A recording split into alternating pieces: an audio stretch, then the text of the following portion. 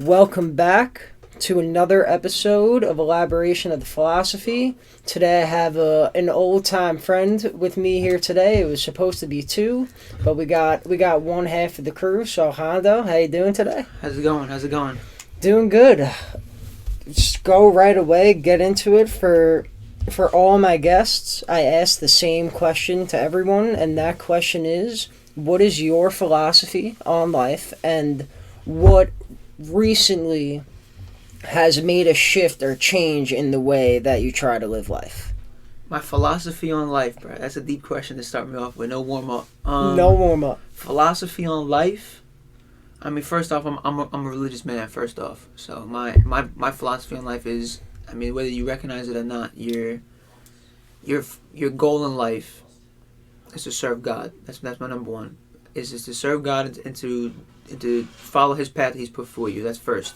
What's changed my life recently? It hasn't really been recently. It's really been, I would say, probably 3 years ago, my senior year in high school, and that was when I became a Christian. That I had some life changing stuff, some hard situations in my life, and that changed my life forever, bro. That was the stuff that really changed the way I thought, the way that I looked at the world, the way I looked at other people, and just the decisions that I made every day when I woke up in the morning. Yeah, like was that through individual experiences with people, or just was it more so, I guess, what you've seen from like just experiencing in general? It was more from just my overall environment is what changed me, and I think about this because the way I look at it is and the most important thing that I could tell anybody who's going through any rough situation, any part, just be living life, is to look inward before you look outward.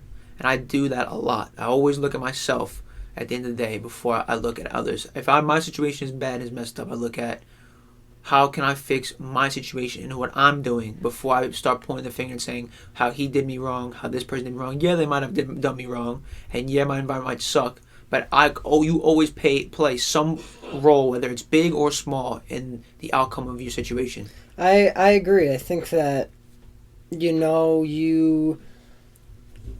I guess when you're conscious of the situation or like environment in any way, you can't go back to ignorance. You can't go back to being blind or just not paying attention to those things when they're on the forefront of your mind. And I think it is very important to look inward. I agree. Like, myself, I'm not religious to, I guess, I wouldn't say that I'm religious in the sense that I'm Christian or Jewish, because I was raised a Jew, but I never really practiced it all too much. Like, I wasn't bar mitzvahed. I don't know Hebrew, not one lick of Hebrew at all. Right. But I feel like as an individual practice, it's very important to be religious and spiritual and really just honing in on not only yourself, but the higher self, whether it is you or whether it is God or whatever it is to you, and that higher being or that higher state of being. I think it's very important to check in daily and really see if you're following the path that you were meant to, no matter who or what is or like choosing that path, if that makes sense. But if you feel good in it, and like for me, very recently, I was not feeling good with school at all. Like, I just didn't. So you're wasting your time. Yeah, I felt like I was wasting my time, and I wasn't putting in the effort that if you're going to be in school and spend the money to be in school, like, I was not putting in that effort, and I wasn't having fun learning in the school environment, like, at all. It just wasn't for me, and now I'm in the process of withdrawing, finally, and I guess it's crazy, because now it's going to be the first time that I'm, like, not a student. And, like, when I remember hearing, like, oh, like, you're going to have to be prepared to go into the real world. That shit don't prepare for the real world. Exactly. It's garbage. It's garbage. And, like, now I'm kind of in there. Like, this is the real world. Like, this is what's going on. You know, that should be a perfect topic when you come onto my show, because when we talk about that, I've been planning an episode like that, and Dylan's been saying he wants to do that for a while. He wants to talk about college and the lies that college tell you and that I want to tell that episode more towards people our age and towards people younger than us. Because Yeah. because I can tell you firsthand, when we went to school, that's the bullshit that they told you. If your idea was I'm not going to school, everyone looked at you like, You're this crazy. kid's gonna be a drug dealer. He's gonna drop out. This kid's gonna be nobody. But in reality, you don't really need to go to college to make money. You don't need to be college to go be successful. And again, success is a ambiguous term. It depends on who you're asking. Everyone has their own definition of success. But the stereotypical and baseline of success, being able to have enough money to support yourself, being able to have money to support your family, and being genuinely happy is like the genuine like baseline of being successful. Agreed. And that itself, you do not need a college degree to go for. So so the other people who told you that, I'm gonna tell you right now, the people that told you need to go to college to be happy and be successful, they lied to you. If they tell you that, they're lying to you, and most likely they're uneducated. Yeah, and it's funny because like, exactly, they're uneducated because they went to school, and Right. like it's not like I've come to realize that schooling, Right. is not education. Right. It's programming, and like, I feel in my philosophy of life, and I guess the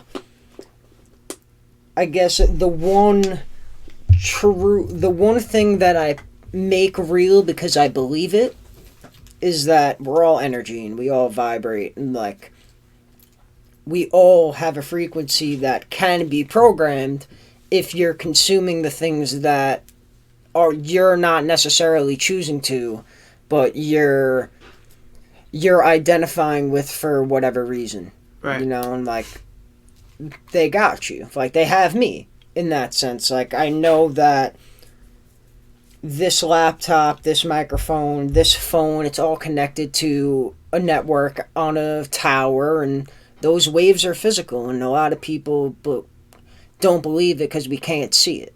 Right. And I feel that that being one of the main things that we're distracted from, if that makes sense. I feel like there's a lot of smoke in terms of distractions, whether it's politics or any media, really. It's just, I think it's all a distraction from worrying about the self and being religious. It draws people to being either not religious or like Bible or religious book readers, as opposed to being actually religious and spiritual with the self. I think that there was a good point you said, how people don't see it, don't believe unless they see it. And that's a big point because this is part of the reason why the more and more because I didn't just jump into being a Christian. I didn't just jump into it. It was a process for me, and it still is an ongoing process for me. But what made me more inclined and made me wanting to keep going and made me really think like this shit is real is when you read the Bible and you actually apply it to your life, right? And you start and you look at stuff. Remember, you said of a higher being. Start looking. Not only you elevate yourself to a higher standing and get in tune with that higher state of yourself.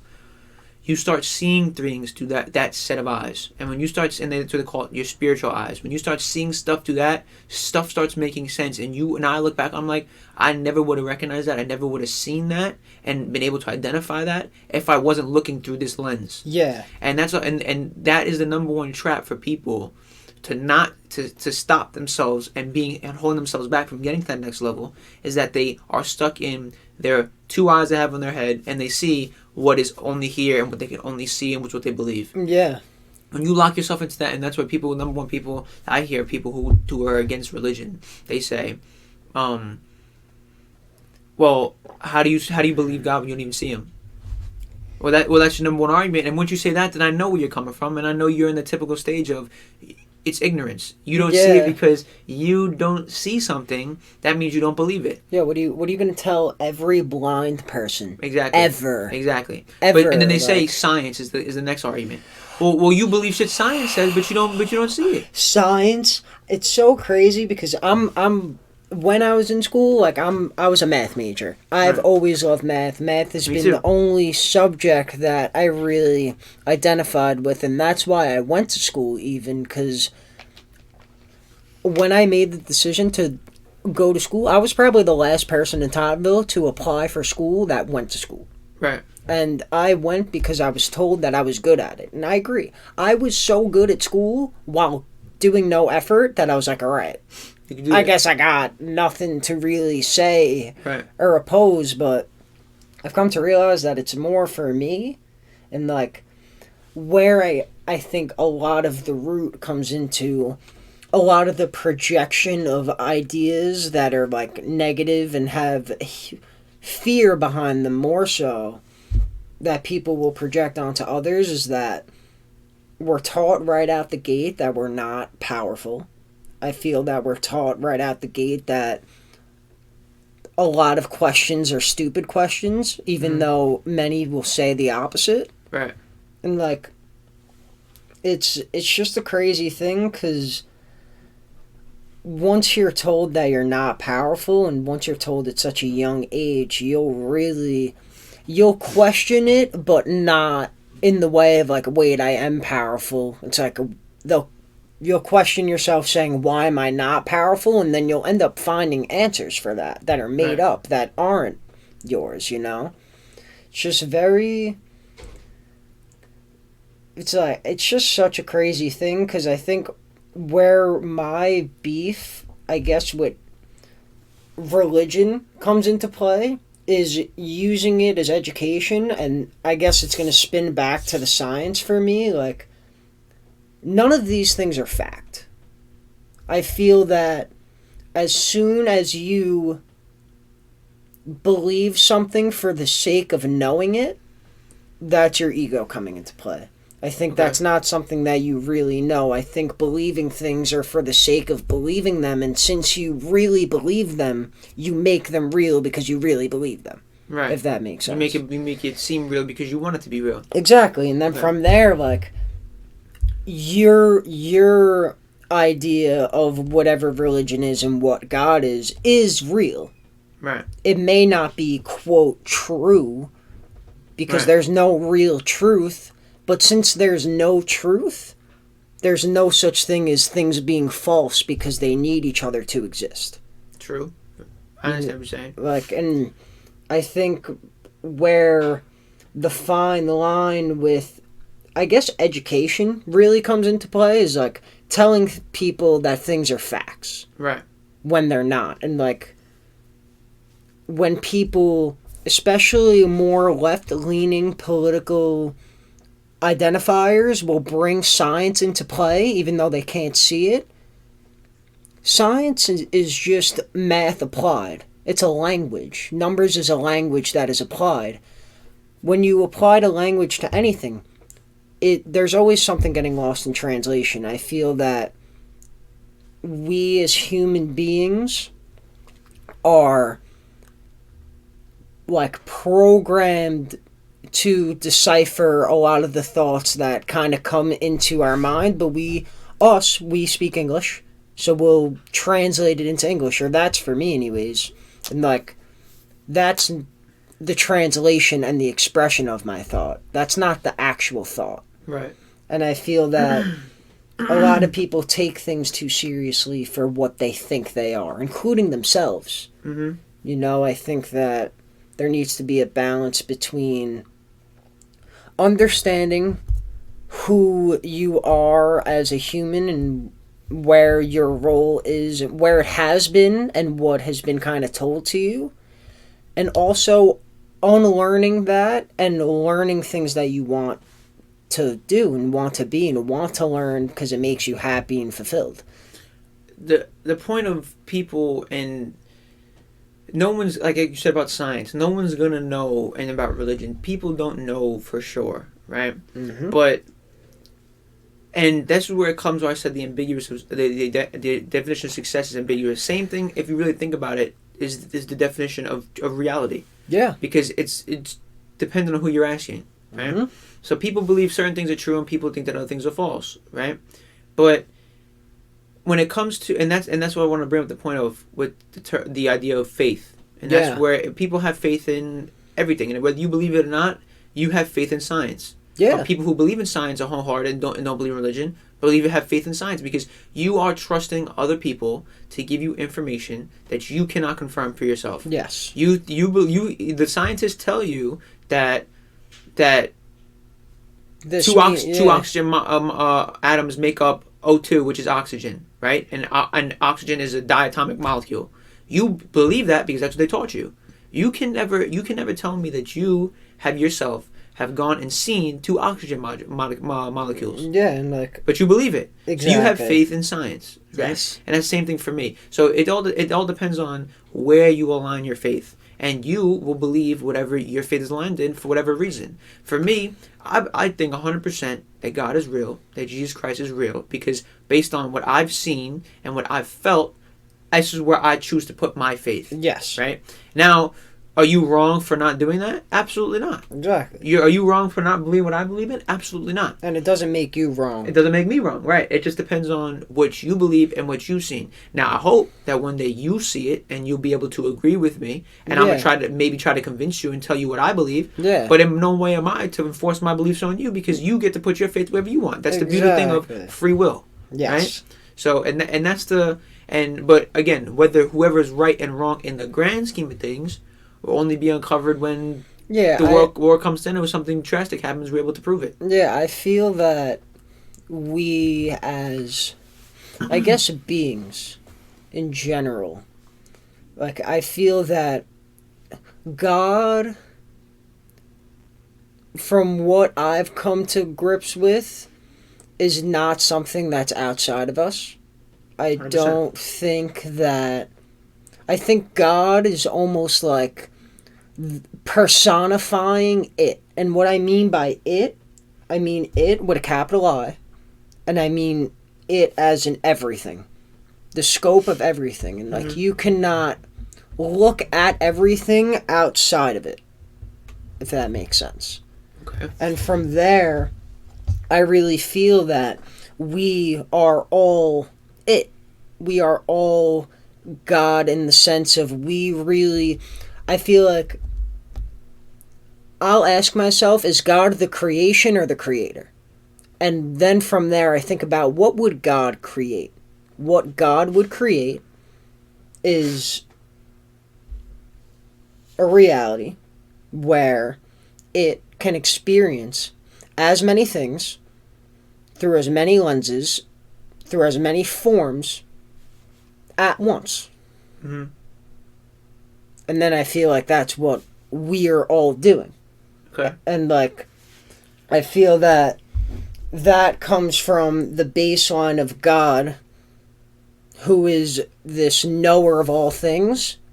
Since God is the knower or the beholder of all things, God knows that it's boring to know all things.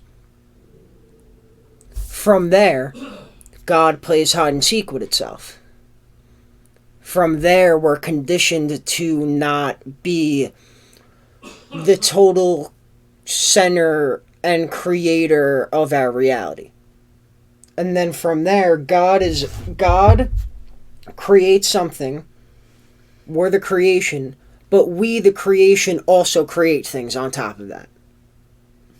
So, for me, I feel that we all are God, and figuring it out is just talking about our experiences and talking about how we feel in all areas of life. Religion, education, traumas that we had individually.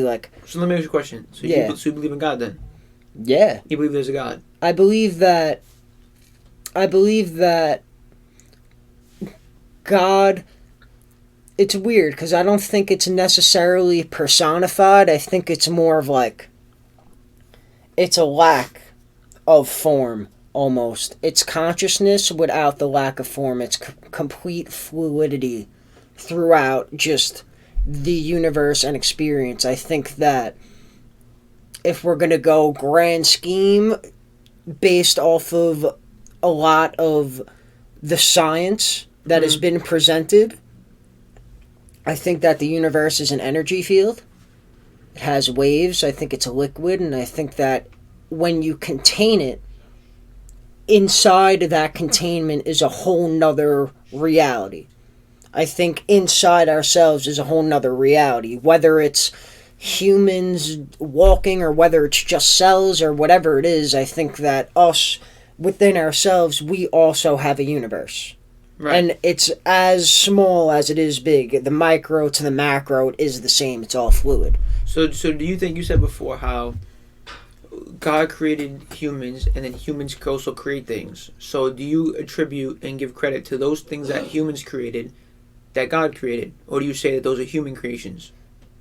I think it's God, you know, like it's all of it. It's very hard because for me, like, I've had a lot of these feelings and experiences through doing psychedelic drugs. Mushrooms, I feel, has put me on a course of really just feeling the energy more so. And what I mean by that is, say I'm going outside, we're on a walk.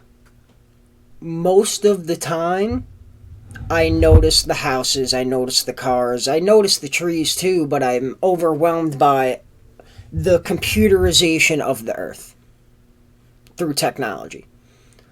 When I smoke, when I'm on mushrooms, I'll look at the trees, I'll look at the grass, and they're talking, but not in English, but they're trying to get your attention, you know, like they've been here a lot longer than us. I feel that they're like, hey, look at me. Like, I'm here. This is where the reality is. Like, we're getting thrown off by the technology. That's some real mushroom shit right there. Yeah, and like, So you taken mushroom before? Yeah. How did that go, bro? That shit fascinates me. I mean, I would never do it in a million years. I would never do any drugs in a million years. I've been clean for the longest time. Don't even drink. Not even a sip of alcohol.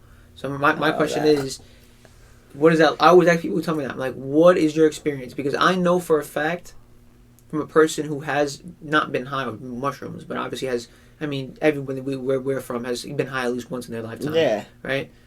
I've been high one time, and not was it the scariest shit, but I mean, it was not scary meaning like something like demonic happened to me. It was scary for the fact that me personally, and I don't know if this was definitely before I got into like my religious and like I really changed my life.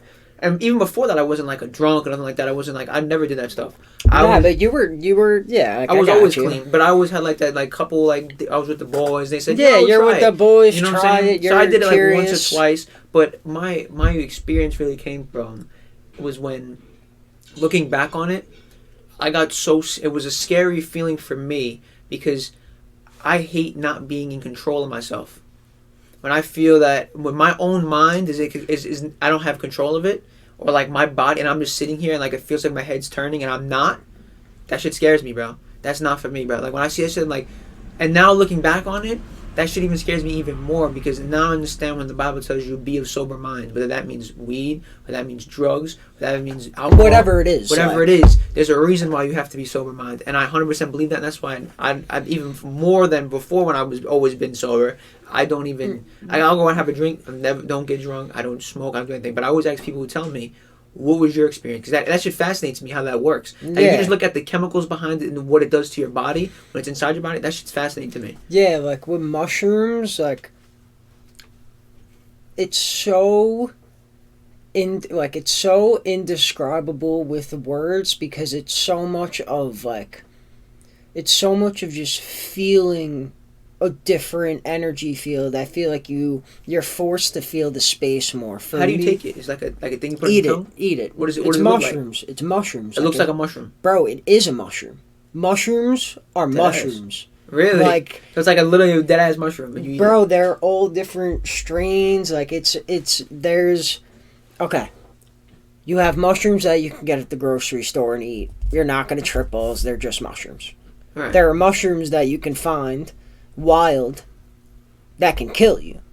Right. We know what those mushrooms are, so you're not going to eat those and try and trip because you're not going to trip, you're going to die. Like we know they're that. Like poisonous, right? Yeah, and then there are mushrooms that will bring you into a different state of being. Mainly, you feel more of the presence that you have. I guess one of the things that I realized at first was I feel like we live a very eye to mind slash brain focused reality. But like, I've come to realize that we are as much of our hands as we are our eyes, as our mind, as our face, as our feet. And like feeling it. Like we are as much our thighs and quads, like, as we are anything. Right. And with mushrooms, it brings me to a state of like clarity, in the sense of like all of the things that are so fogged up or blocked off in my head for whatever reason, whether it's trauma or suppressed memories, like the mushrooms just make things so clear. It makes, like, it's so crazy because like I equally think you create your reality but things fall into place at the same time. And mushrooms like really opens you up to like feeling the fact that everything falls into place. You had a good experience then. Every experience is a good experience. You will have some awesome thoughts. You will be down in the depths. You could potentially feel like you're dying, and then once you let go, it's like, oh, shit. Like, I'm not dying. Like, this is it. And then, like, you know, like when people ask, like, what happens after death? Like, people don't. It's the biggest question that haunts the entire planet and has for thousands of years. What happens when you die? And, like, I don't think much, if that makes sense. I feel like this is just an experience, and I feel like when someone dies, you imply birth. And I do think that there isn't one that necessarily comes first. It's when you create one, you simultaneously create the other in terms of a measurement.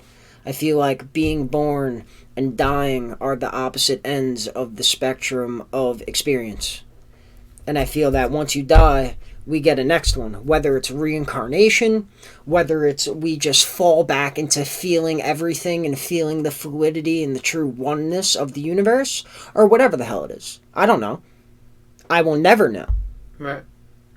But I think that we are much bigger than Alejandro, Carrasco, and Joseph Boxer. I think those are the labels we've been given at birth, and we have built an identity around them. And it's very important because that's a major tool. Our ego is a major tool in this game that we play.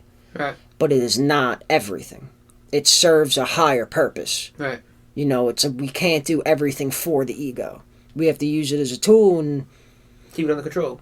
Exactly, you know, and you got to let it thrive when it wants you to thrive. Like when it presents the opportunity of being a good tool, you know, and I think we just need to question that a little more, because I think people really, I think that their thoughts are theirs, even though we have a borrowed language.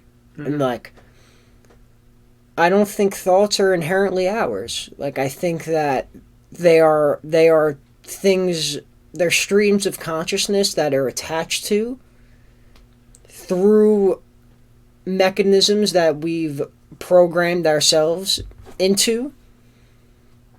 And then from there, like, it's you either analyze that and look inwards and try and figure that out, or you get distracted by external things, and the more you're distracted by the external things, the more you look, or I should say, the less that you look inside, and from there, like, I don't know what you're doing when you're just not, you're projecting at that point. Like, right. You're not. I think no matter what, honestly, you project. And, like, I think that this reality right now, we're in a house. Shout out to all the houses, because shelter, thanks. Everyone who's in a house right now, be grateful. I'm insanely grateful for being able to even live in a space this large. There's a third of the world that's enslaved and can't. You know, like, True. And I struggle with that sometimes. With what? Just like, Accepting and being humble? yes, not yes, but like it's more so the fact that like, why? Like, I've experienced a lot, like my dad passed away when I was young, but not too long after I had a great father figure come into my life, and I have another two siblings who I knew 5 years before they became my siblings. Like, there are people that gotta walk miles to just get water every day. True. I sit in the shower for 5 minutes and it's like, bro. Like I'm equally grateful, but I also feel the other side of like, fuck, like, why me, in the sense, like, I question it, but I also wouldn't want to trade it for the world. Like, I sit with a feeling of gratefulness, but also like, all right, I want to give this to the world somehow. But I know that it takes time. And I know that it may not be possible with the time I have. What, to get other people to experience what? The finer things in life? Or like the first world aspect of living a life? Both. Because I feel that a lot of, like, I wouldn't be here if it wasn't the case. Like, right. And like, it's hard because I know that there's a great balance in the universe. Because when there's good, there's an equal amount of bad. Good and bad, right and wrong, all these labels that we have, they're going to balance out. It's either both equally prevail or neither of them prevail. And from there, it's like, how can I make the balance the most positive around the people that I'm around? And then from there, it's just, all right, be a good person, spread the loving energy, but also feel what you feel. And like, talking about it helps. But right. At the same time, like, still knowing that even though it's well out of my quote timeline of experience, we were born in 2000. We were born into a country 230 years into its existence. Mm-hmm. But like, also, if we do get reincarnated and it is on the basis of coming back to Earth, in that sense, am I responsible? What role did I play? Does that even matter? Like, these are questions that I sit with every day, because I think that the answer to that question is yes, because I think we're all one. And we're all... Well, how would you ever find the answer to those questions? You would never. Exactly. And it's hard because knowing that, like, it's hard because I know that there won't be that full understanding, and I feel like part of me wants to understand, but part of me knows that it's not necessarily meant to be understood. Right. I think about those things too. Those are questions that I have, but the reason why I don't ponder upon them is because that's where my religious thing comes into. That's a thing. It's out of my hands. Yeah. It's out of my hands, so I don't even bother with it. I focus on I reallocate my mental capacity and my philosophy on what I can control, which is, if I die, where am I going to go? See, I believe in an afterlife, right? I believe in everyone has their own soul. You're going back with the Lord, and He's going to determine where you go. Do you believe it in the, like... I guess my question would be, does it involve form? What do you mean? Does it involve form? Like, are you Alejandro Carrasco going? Or is it just the being and the essence that is the person behind what, the way I can describe it from my experience, is almost the being that's behind the wheel. I feel like we're beings that are we're being human. I think there's a a bridge between the two. Okay. So me being Alejandro Carrasco is my earthly name. Does God know me by that name? I don't think so. I just think he knows me by the life that he gave me. Whether it is this mass serial number that he gave everybody, I don't know, but he has that. But the way I see it is, and I'm not gonna get too far into it because I don't want to get too religious, but I'm saying, Nah, yo, do your thing, whatever's on your mind. What the Bible teaches is that the Holy Trinity, right? Mm-hmm. God is not the Father who created us all. Is not a physical being, right? He's a holy omnipresent spirit. He's everywhere at one time. So he's here in our room, in this room with us. He's here wherever we go, right? Now, again, if you believe this stuff, whatever you choose to believe, but in the Bible it says, and this is what I believe, that the Lord Jesus Christ is God in physical form, right? Now that's someone we can connect with and can see physically. On that, well, yeah, right. Yeah. But even though he is God, the Father and the one who created everybody is an invisible, omnipresent spirit. He's just as real, I mean, as physical as he is real, even spiritual. though you can't see it. Exactly. He is with you. He lives inside of you. He lives inside of every living thing. Yeah. That's the Holy Spirit, which is the living, basically the life of the earth. Yeah. Right? That aspect, that he knows everybody. He knows where you were. He knows where George Washington was. He was with him, and he's with everyone throughout the entire, because he knows and has written history. Exactly. Right? I do think, though, that when it comes to what you said about the physical and spiritual part, which is a physical form to it, there's a connection between the spiritual world and your real world. Mm-hmm. Right? I agree. And I think everything has that bridge of connection. Whether you develop that bridge, whether you cut that bridge off, it still exists.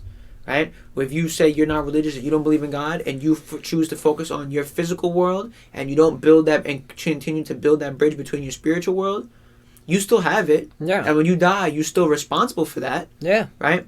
But that is a real thing. So, like, for example, my physical body is known as Alejandro Carrasco, right? That is my physical body. That's the label. But my spiritual world lives inside of me. It lives inside of my spirit, which I cannot see, because unless you develop that aspect to see those things, right? That's the part that's going to take, because that part can live long, because there's no time period on that. You see what I'm saying? Yes. There is no death on that aspect. Well, there is death, but I'm saying there's no limited short time.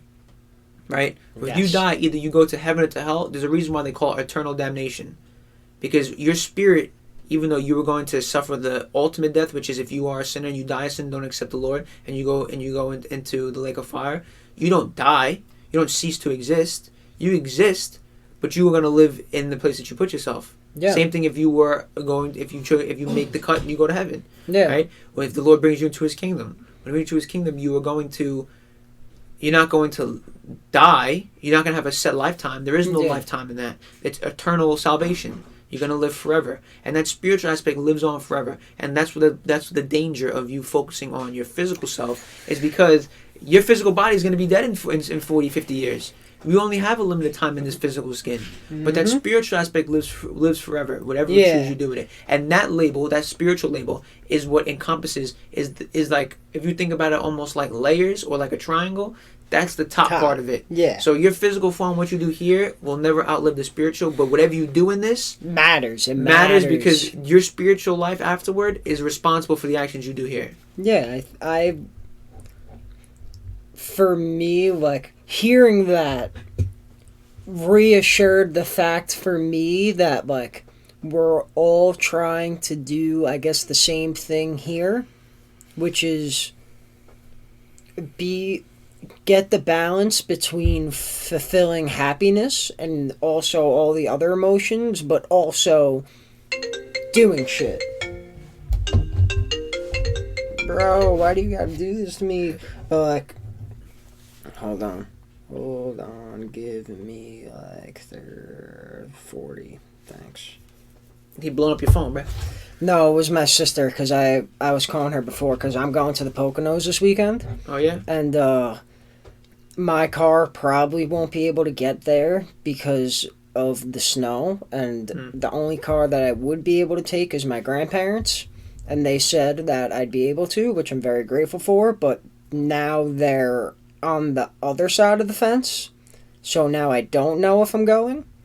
But, I mean, whatever happens, happens. I was angry about it before, but, like, I've been angry the past few days, just really understanding that I'm living in the space that I've radiated negative energy in, and very outward looking energy for 16 years. And like that's why like I'm very looking forward to being in my own space, because there are a lot of You can start new. yeah, and like I could like now more so like I understand that a lot of the things that I deal with, whether it's relationship wise, like the way I act, like a lot of it is rooted here. You know, like a lot of it's rooted in my mom, a lot of it's rooted in my dad, which is now someone that I can never speak to about it in this reality. Right. And like I've had talks with him outside of it. You know, like I've felt moments where I've looked in the mirror and like I'm not looking back at me. Like my dad has looked back at me. I've looked in the mirror and my mom's looked back at me. I've said things and immediately felt like what I perceive my siblings to be like. I think that consciousness is generational and thoughts kind of run that way. Like that's why I don't think thoughts are ours. Because A, our language is borrowed, and B, there's a root to it. There are lessons that are taught through mainly your ancestors, I feel. And just because that's parenting and also the environment that you're in, but now it's about dealing with the traumas that the previous ancestors did not.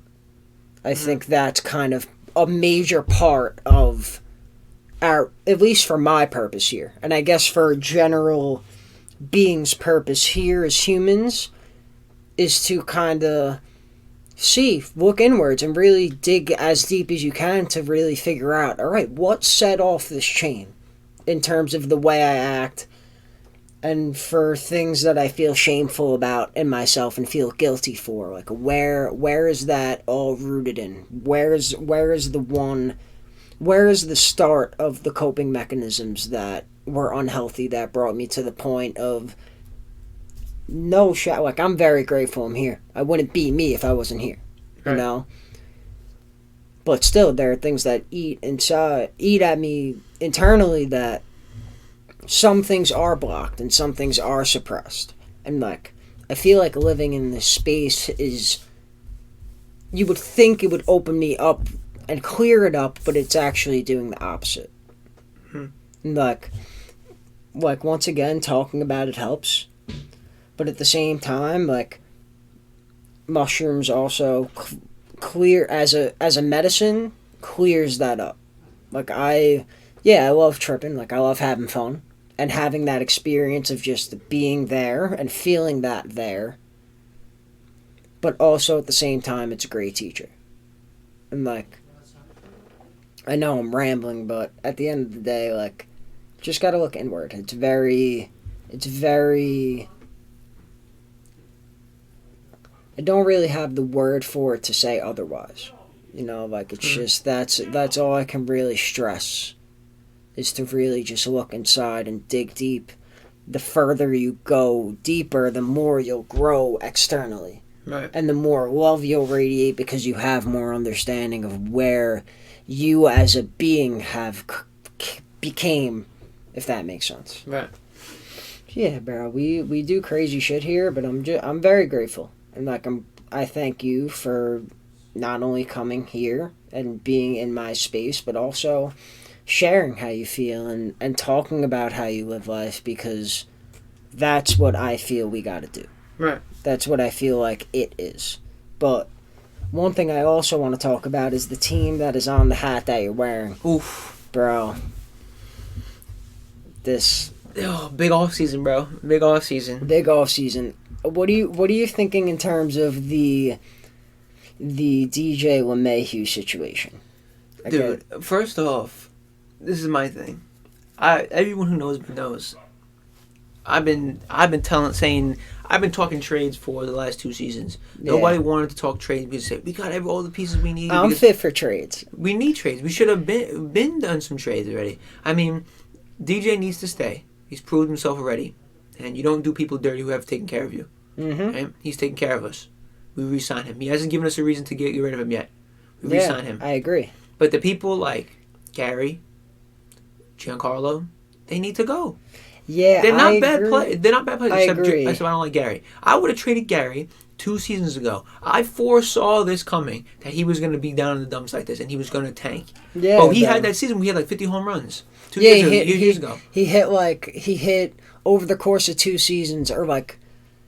It was something crazy. It was... That year where we lost to the Astros, I think it was 16 or 17. 17. He hit like 50 home runs, batted like 320 on the season. And the dude couldn't block shit behind the plate, but the dude was a monster. Dude can mash. Right. He was on fire. After that season, when his draft stock was so high, his trade stock was so high, trade him. He would have been gone. Yeah. He would have been gone. I saw it from as soon as I saw how he sat behind the plate, I could tell you don't need him. Why? Because there's a reason why we signed the best pitcher in the league. The league, like. And there's a reason why he picks Higasoka to be his catcher. Like. There's a reason for that. You think it was just a coincidence? No. He did it for a reason. The dude sucks. He can't block anything behind the plate. Gary can't catch. I would have been traded him. As soon as he hit 50 home runs, you know how many people needed that bat in their lineup? A lot. He would have been gone. I think, honestly, as crazy as it sounds, I think that, we're not going to get as much for him, obviously, but... Trade him. I think the time is to trade him. He's doing very good in Dominican leagues right now. He's smashing the baseball because he's facing AAA or even possibly lower level players, and he's absolutely mashing. I think Giancarlo, where he gets me is the contract. Definitely. I think that we can definitely get away with trading him and not needing him. I also don't like the righty-heavy lineup. I think that if you get rid of Gary and you get rid of Giancarlo, you can get lefties in their spots. Mm-hmm. I think that it's harder, obviously, for a catcher. There aren't many left-handed hitting catchers in the league that are, like, mad good behind the plate. But yeah, as lefty outfielder. Yeah, and that's what I would love that. I would love a lefty outfielder. Honestly, I'd be fit to even explore trading Luke Voigt. I know he's coming off of leading the league in a 60-game season in home runs. I like Voigt. I like him too, and I keep him if we don't, for whatever reason, re-sign LeMahieu. So I got 2 questions for you that I ask everybody who talk about trades. Who would you rather keep, Giancarlo or Judge? Which one? Because the way I think it is, they both can't stay. I agree with you. It's such a restricting aspect to our game to have 2 people, big guys in the outfield, who can't play every day, who can only DH and switch off, and are prone to injuries. I think that... So you got to choose one, because that's the only way. I think Stanton's the guy to trade, but at the same time, you're going to be paying Judge the absolute bag, probably. I mean, he's hitting free agency a little bit later, but we're still going to have to give him... Oh, bro. We'll probably have to give him, at the absolute minimum, 5 years and 100 and plus. At the absolute minimum. Mm-hmm. Stan's the guy to go because his contract is heavy. The Marlins did mad good with that contract, paying him very little in the front end and backloading the contract. I think that was mad smart. I think that there will be teams that will take Giancarlo and his contract, despite 100%. what's going on. And then from there, you open up that left field spot, you open up the DH spot. You can even be crazy and you can put Gary and Giancarlo together if you want to do crazy shit. So then my second question for you is, who would you rather have on your team? Are you going Gio Urshela at third or Luke Voigt at first base? Who's more valuable? Because the way I look at it is this, ready? The corner outfielders need to go. The catcher needs to go. And we need one more piece in the infield to solidify it. So this is what I think. One of them need to go. This is what I think we could do. Trade Stanton. Get a sick haul for him. I don't know what team. Yo, as crazy as it sounds and as like not Yankee like sounding this would be, ship him to Queens. If they can't if they for whatever reason cannot get an outfielder, especially with the DH probably coming into the league, if not in 21, definitely in 2022 after the new CBA is discussed. Like, yo, he mashes in Citi Field. They take him in a heartbeat. They would take him in a heartbeat. Stevie Cohen would pay that contract. Did James McCann sign with the Mets? Yeah. It's official? It's 4 years. I don't think it's like official. Like I don't think he signed, but it's like it's like 40 and like it's probably anywhere from like 42 to 45. I want that guy in the Yankees. James McCann? Yes. Yeah, he's a great catcher. He hits too. And he'll hit 270, 280. He'll hit 20, 30 home runs. I don't care about that, bro. Yeah. I just need him because defensively. You need him behind the plate. And most importantly, the McCanns have never done the Yankees wrong. We never had a bad McCann on the Yankees, bro. Yo, it's so true. It's so true, bro. I'm telling you. I feel like, I guess with this is what we would have to do. We get DJ, re-sign him, number one. After that, if you can trade Stanton and get prospects or whatever package it is, hypothetically. Let me think of teams. Like, the Dodgers wouldn't take him. I know that. That would just be too much. But I guess, yeah, the Mets. Hypothetically, we get prospects out of it purely. No left fielder that hits left-handed. Hypothetically. You take Voit. You take Voit. You take Sanchez. You take Andujar. You start there. And then you can even add prospects and overpay for Lindor. I think you took the words out of my mouth. I'll hit that next. You get Lindor, and also, even though he's abysmal at the plate, like Gary, Roberto Perez is one of the elite backstops defensively in the league. Roberto Perez. What team do you play for now? Indians. Indians. Combo. You get both of them. I didn't think about that. Ship a hole and a half to Cleveland. He hits like duty. He had one solid year. Roberto Perez, the catcher for the Indians. He's starting? Yeah, because he's that good defensively. Like he's really? I didn't even think about like he's one of the best. But like in a full, he only played one full year. That one full year was not even a full year. It was 119 games. He had 240 and had 24 homers and 63 RBIs in 119 games with 449 plate appearances. What about last season? Last season he only played half the season and hit 165, but Gold Gloves the past 2 years behind the plate. He would be the 9-hitter. He's a righty, but he'd be the 9-hitter. From there, I personally. But I don't hate that. Personally, I would have DJ, Lindor, Judge, 1, 2, 3. That's nasty, bro. I think that's nasty. And then you keep Urshela, who was on the Indians with Lindor and played on the left side of the infield and are considered best friends by many. You have that chemistry on the left side of the infield, and they're both nasty in the field. You put Glaber where he's best at, which is second. You have DJ playing first. That was what I was going to say, too. And then from there, you can explore a left-handing hitting outfielder.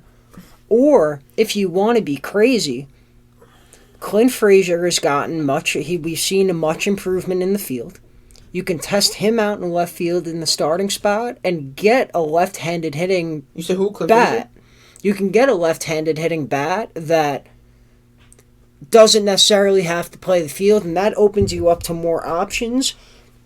Whether you say, you know what, fuck it, let's get a guy who can play multiple positions, because the Yankees are a team that loves to shift around the DH. They love it. Bauer plays for the Indians? Bauer played for the Reds. He got traded in the 3-team trade. So this is the thing. Bauer's a free agent. Yeah, I want Bauer. It's going to be a lot of money because we need another pitcher. Yeah, bro. I don't know who the Indians have. They have the guy Clevenger, right? Nah, he got traded. Clevenger got traded to the Padres, and now he this offseason he got traded. No, the deadline. At the deadline, really? He got traded at the deadline, but now he got Tommy John, cause damn. Yeah, he came back. He was hurt. Then he came back early, and then tore his UCL. We need another pitcher, bro. We need another starting pitcher. This is what I think. Tanaka's gonna walk, which sucks. We're not gonna be. I don't think we're gonna be able to retain him. What I think what we can do. Take a 1-year flyer on Kluber. I think we'd be stupid not to. He's a free agent. Worst case scenario, you get a number 3. The best case scenario, you get the former 2-time Cy Young Award winner chucking absolute filth. Take the flyer. 1 year, get a player option in there for year 2. Really get him, lock him in here. And then from there, we have the young we need the pitching for 1 more year before the young pitching, if that makes sense. Can really come up and thrive. Devy's not ready to be a 2 or a 3. Make him the 4 or the 5. I think Jordan Montgomery, tall lefty. I think he's really good. I think we can stick him in the rotation. From there, you would have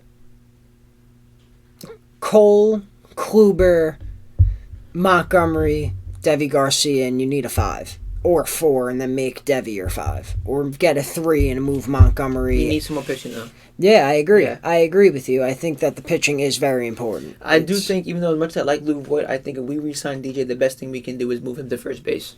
I agree. He plays a nasty first base, but he's also getting old. You can't forget that. Yeah. So putting him at first base. And I want Lindor in a Yankees uniform, bro. I so badly do. He'd be so nasty. He'd be so nasty. He's my favorite player in the league. It'd be good. He's a switch hitter, bro. Yeah, you know how many home runs he hit last year? Yes. Holy shit. He hit shots in Cleveland. Imagine he comes here with a short right field porch. Exactly. Oh my God. And that's why the Yankees apparently were interested in potentially trading for Josh Bell and Jameson Taillon. Jameson Taillon is a right-handed pitcher who I think is... Bell's an outfielder, right? Bell is a switch-hitting first baseman. He play the outfield. Bell didn't play the corner outfield? He did, but, his primary, He's a big bat. You're going to stick him at, yeah, He's a big bat. Yeah. He's a switch hitter? Yeah, and he had an abysmal year last year. Yeah, it was really bad, but the years before he did mad good. In 2019, in 143 games, he hit .277... with 37 bombs, 116 RBIs, and an OPS above 900. This year, he did absolute duty in 57 games. And, you trade for him on his down year. Right. Jameson Taillon is a right-handed pitcher who he's a starter, came off of Tommy John, I don't think this year, but the year before, I believe. He had Tommy John this year, so he'd be coming off Tommy John. But where am I at? He has 4 years in the league, so it would be another 2 years of control. And he has a career 3.67 ERA. He's been on and off in terms of good, then really good, and then But when healthy, he eats innings. And that's what we need. He has the stuff, and if you trade, you do this. You make a package. Now you have Josh Bell. From there, you can trade Stanton. Right. Go. There's one switch hitter in the lineup. If you're keeping Aaron Hicks, which it might not be, because he's hurt, his arm, he doesn't. I was gonna actually, but after this, Aaron Hicks has to go. I don't. Yeah, want Aaron Hicks. it's gonna be. We need a whole remodel of the outfield. We need a center fielder like Lorenzo Kane or like a guy like Kevin Kiermaier, who's gonna eat innings and play every game, And he's just gonna hit and he's gonna field. He's gonna be defensive gem. He's gonna throw people out and he's gonna track field in the out and track ground in the outfield. It sucks because that's what Hicks was before he got hurt. He had to change his whole swing because he had Tommy John. He's not feeling good. Like, I think if you can trade, I think a trade with the Mets for Aaron Hicks, literally give him up for a bag of chips, like, just get him off the team. What chance do you think we can get like a Syndergaard? I mean, he's coming back from Tommy John. He would be. It's rough. It depends on if they get Bauer, because if the Mets can lock up Bauer, then it's like, all right, they have room to trade Syndergaard, and from there I'd be fit. What if we put him a package deal between we'll give you Stanton and Carlo for Syndergaard? If we can give Stanton and what if they get McCann too? So we give him Stanton, Carlo. I don't know, bro. What about Stanton, Carlo, and Hicks for Syndergaard and McCann? Would you do that trade? I mean, yeah, but I don't think the Mets would. The Mets are chilling. The Mets needed the catcher, JT Realmuto is gonna try and get paid the bag. Yeah. And I don't know if he will. We can't pay him that. Yeah, I'm not paying him the bag. We're not gonna pay him. I think that. I mean, let's see. Let's look at MLB catchers. Might as well, because there's not really a lot of good ones, bro. Yeah, it's a dry time for catchers. I think Contreras was looking to go somewhere, or was he a free agent soon or something like that? He's good. Wilson Contreras. Let's see how many. I don't know. The only good ones in the league, like Yachty's not leaving. Yeah. I mean, Salvador Perez maybe, but he fell off. I mean, other than that, JT Realmuto is top notch catcher. Yeah, Wilson Contreras has won. I think if we. This is what I thought for what the Mets should do before they got McCann. I thought a sick trade for them could have been a package of Chris Bryant and Wilson Contreras. I thought that would have been a sick package, and that's a sick package for any team, but you're going to have to pay, especially if you need a catcher. My one thing is that he's a righty. I really want to see balance in that lineup, and I think trading for Josh Bell and Tyone gives us the righty in the rotation. It gives us a switch hitter. From there, you're open to trading Stanton, and you're also open to trading Luke Voit. And from there, you can acquire Lindor, Gio, Glaber, LeMahieu. Josh Bell is your DH, but he can also play first, and you can have... Or he can be in the outfield, and Judge can be the DH. With there, not only are you getting a switch-hitting bat, you're getting someone who opens up versatility for a the outfield. And can he play it well? That's what he's not going to play it well, but he can play the outfield. It's all right, if you need him to play the outfield so Judge can DH, he will. If you play him at first so DJ can DH, or if you want Glaber to not play the field for a day, you move LeMahieu to second. I think it opens a lot of versatility. I like that.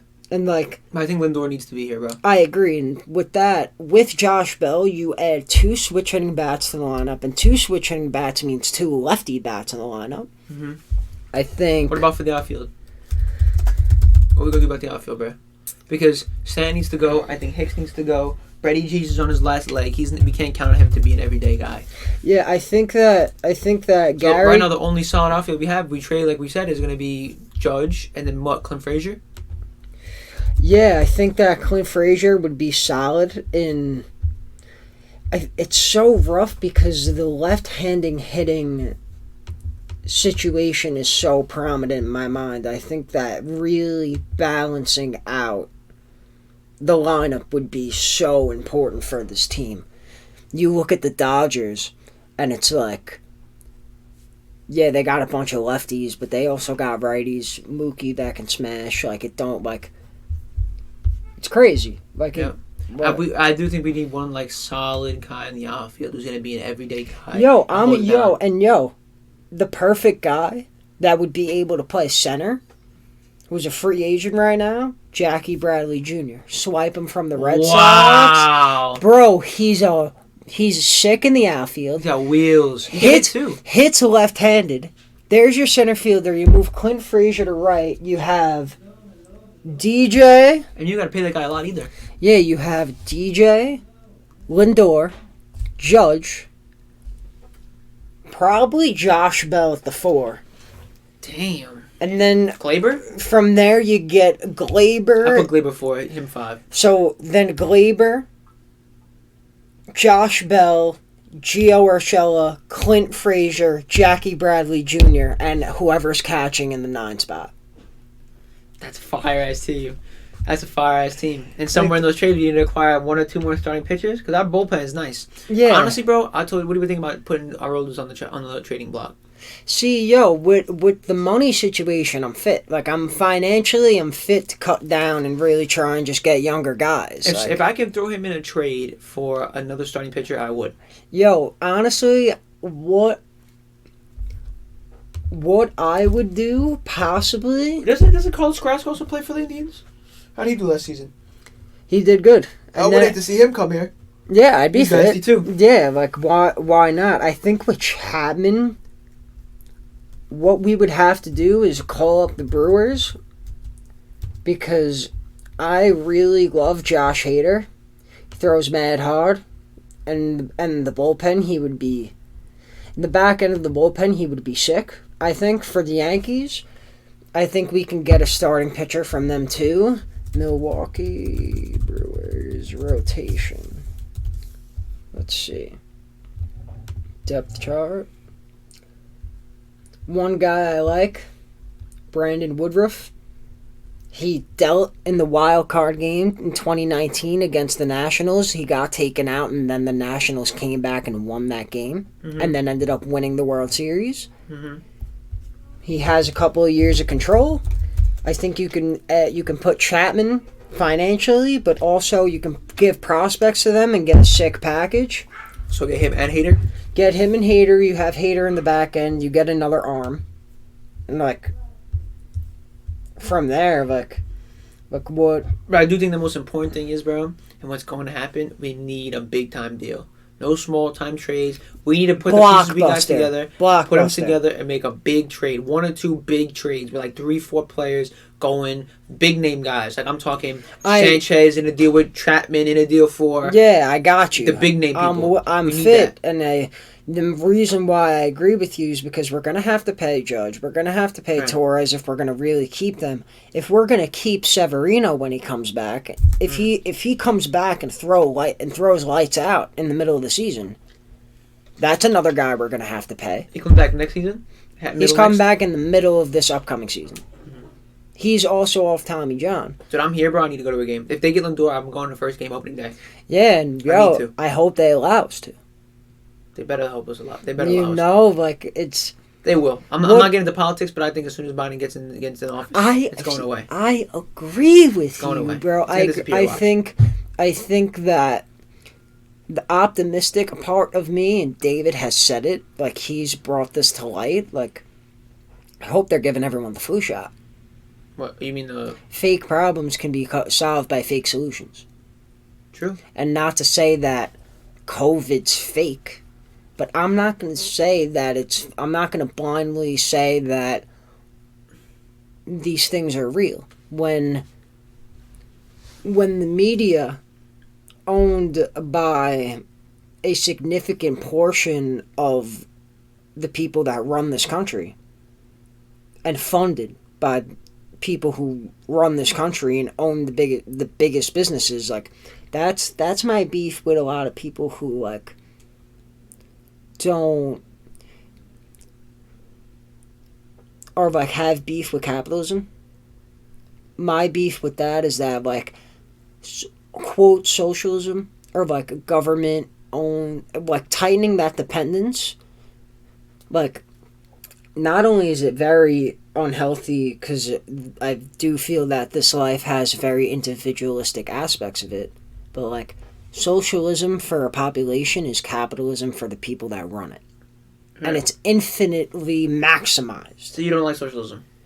No, I think in theory it's awesome. I think in people, practice, every time it has not worked. if you think, and this is for anybody listening to this, and if you come to my show, you'll know that I'm very blunt like this. Yeah. If you think socialism works and you want socialism in America, you're an idiot. You're an idiot and you're a mook. And what we're gonna do is I'll be the first one to donate money to a GoFundMe to send your ass to Cuba, send your ass to the countries who have socialism and it hasn't worked, and you can come back in a year and let me know how good socialism is. Yeah, and I think that where I guess a lot of people like don't get is that it is a money game, and like they're like institutions and industries own the country. This country in particular, alcohol and tobacco are like at the top, and it's clear. Mushrooms illegal, weed is illegal. Now federally decriminalized. That's dependent on how the Senate goes, but it's too clear for me that things that run the country are not helping us, they're hurting us. Mm-hmm. And like, I don't think that the answer is just blaming any one thing or any one idea or one practice. And I don't think any one practice idea is the solution equally. Like, we need to, like, if you're not completely dropping the game, going into the woods, and never coming out, don't complain or try and change it. But the way you're going to change it is by participating in the game the way it's designed. Right. You're going to make as much money as possible to try and have influence and change the game. Right. You got to beat the game in order to change the game. Exactly. Like, for me, I definitely want to have my, quote, curriculum in the education. But, like, I want it to be very inward-looking. I think school is stupid. I think it has condensed and, like, puts everyone in a box of, like, all right, this is what you need to learn. Because, hey, this is the fundamental programming for you to go into the real world, even though they don't teach us how to do our taxes. Mm-hmm. They don't teach us financial stability. They don't teach us anything in regards to self-sustainability. Because that's not the goal. The goal is not to be self-sustainable. That's not the message. They want you to be a slave to the system. Exactly. Like, once I realized that, it was like, all right, now it's my job to do whatever it takes to loosen the dependence to the point of only depending on the existence of the game. Right. You know, like, I want to have a bunch of money. I want to make as much money as possible to serve myself and serve others, and to be able to give experiences to people, including myself, that wouldn't be able to if they didn't have the money. But I have to participate in the game to do that. Right. There's no... Or I can take a bunch of people in the woods and then we can say, fuck the system. Which, like, I'm down for, but at the same time, I like being able to record our conversations and share them to the world and spread this information. I'm down to be able to go to the store and buy the things that I need or that I want and perceive that I need that are available at the store, but that accepts the dependence that's there. Mm-hmm. You know, you can't, like, everything that we try to argue contradicts itself, because when you, like I said before, everything implies its opposite. Everything needs its opposite to exist in order to exist in itself. So, like, when you argue anything, or when you present anything, you are equally presenting the opposite, even if it seems like you're not. It's true. Yeah, like, I think that what we're doing now is heading in the right direction in both individual practice of really trying to connect with ourselves, but also trying to make this world a better place. But that starts with making yourself better so you can be better for yourself and for everyone. Yeah, bro. We do crazy shit, and I can't think of anywhere else I would want to be. 100%. You know, like it's an anomaly that we're doing this now. I think a lot of people don't realize that, like, this shit is crazy. Not in a bad way, but, like,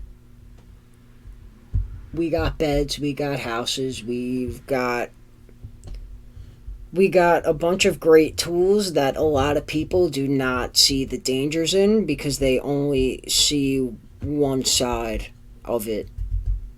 And I think the same way when people only see the dangers in things and not the good. I think that there's equally both. And like you have to be aware of it. And from there you do what you want. You know, like you just gotta make sure that you yourself are happy and, I guess, at peace. You can't like, there's one thing I saw on Instagram recently. It was like, you're not, like, things don't fall into place and then you're at peace. You have to be at peace first. And then things will fall into place. Right. Yeah, like, I guess for you now, what's on your mind just in general? Like, what are you thinking about? What is, I guess, the thought process now? In what aspect? Overall? Overall, just like whatever you're thinking, you know. I'm doing what I do best, bro. Just grind, make money. I mean, I'm not focused on money, but like grind and make money. Which, when I say make money, it means like, it's not just means physical money. They're saying like you got to get money. That means like not dollar bills in your pocket. That's a part of it, but also means getting what you want to get done and succeeding. Exactly. You know what I'm saying? Look, I'm like, on my mind right now, I got a bunch of ideas in my head on how I can succeed and the aspects that I want. Starting my own business, doing my podcast, doing my gaming stuff, doing my YouTube channel, and along with also Dylan's stuff, his streaming stuff, and that's my main focus. And when I mean get money, means get after it. Like, and grind that shit out, because in the long run, those things, those success in that realm of, like, say for example, my podcast, my success is determined by how much money I make on it. That's just what it is. The way you determine success on that aspect of that specific thing is money and numbers. Yeah.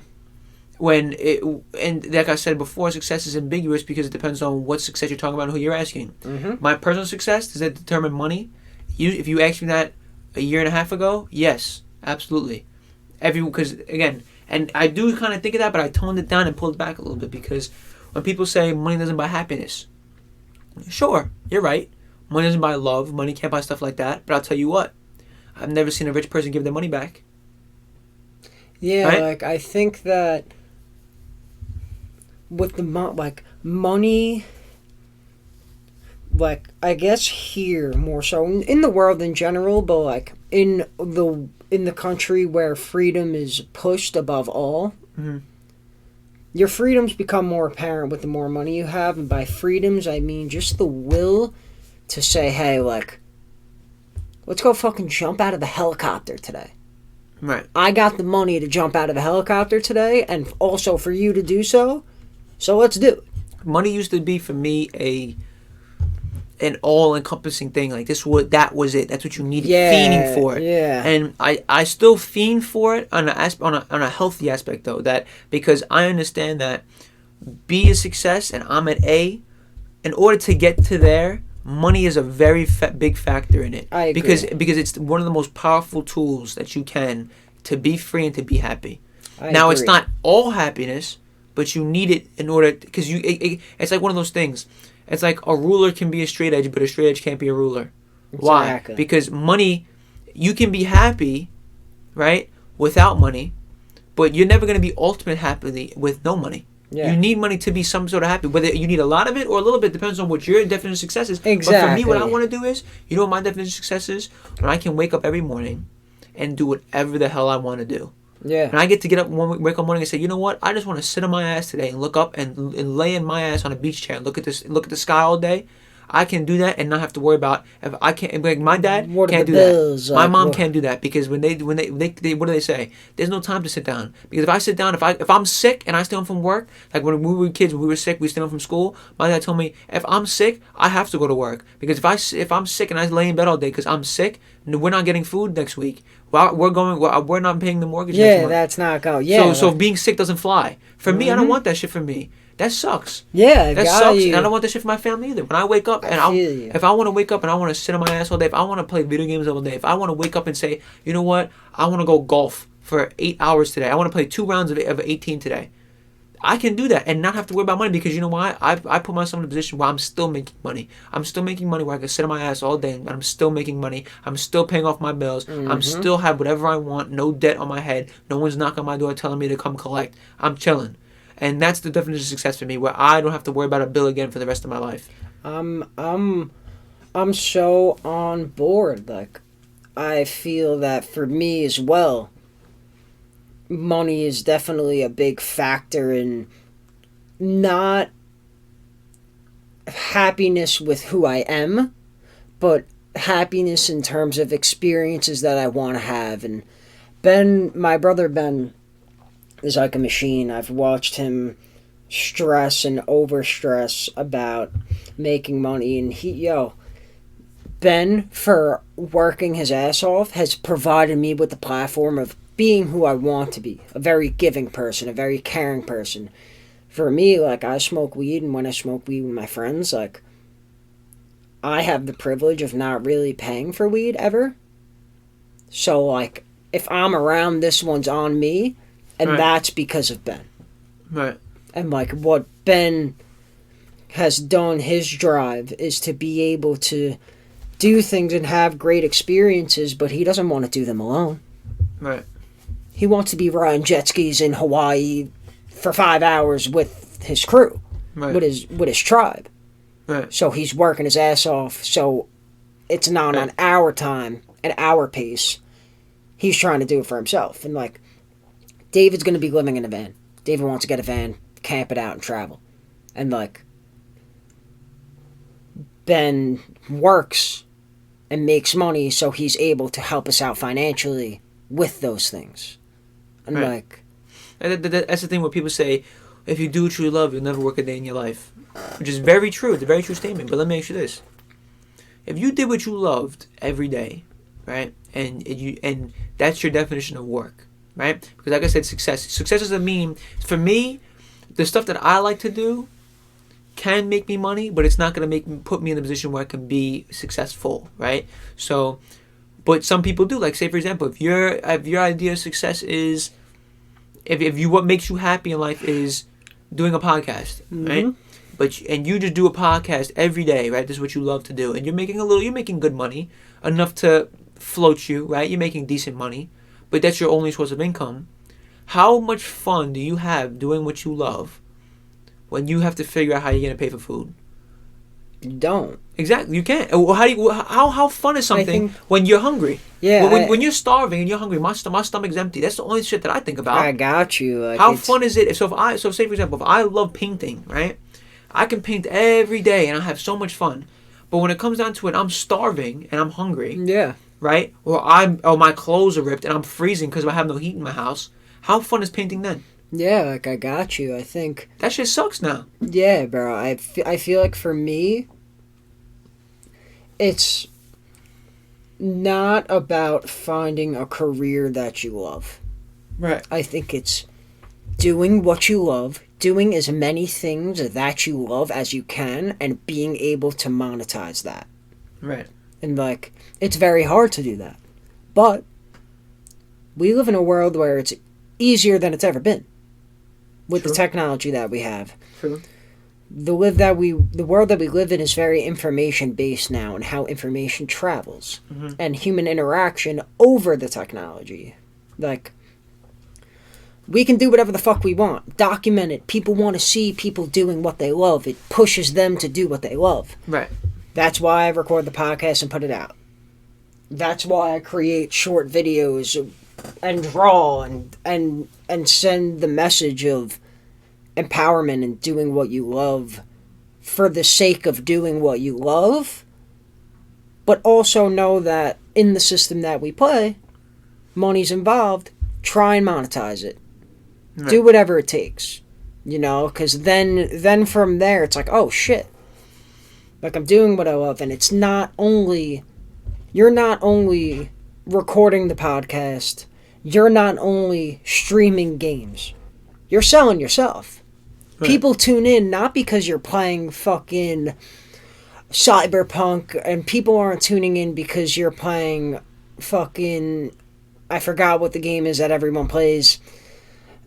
Oh wow, it's like Mafia, but it's a little different. It's GTA. No, it's like not the video game Mafia. It's like the person game Mafia. It's fuck. Among Us. Yes, that's I couldn't remember the name, but like people like tune in for that, but they're tuning in because Hancho Hefe's playing. Let's fucking watch this shit. Like right. let's do this. Clappy's playing. Let's fucking hop on. Right. Like it's you.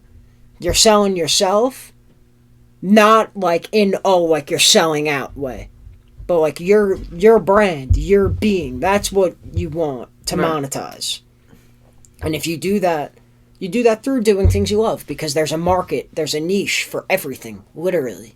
You can't name one thing that is not terribly illegal that people don't put on social media out to the world where people can watch. Right. There's not one thing.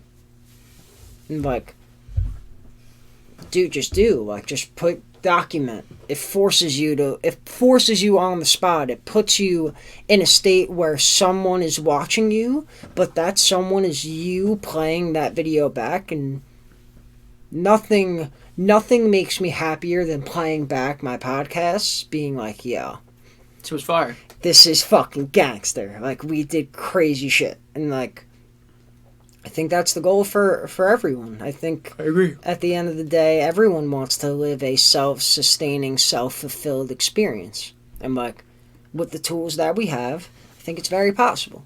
I think that we are people that are trying to do it right now.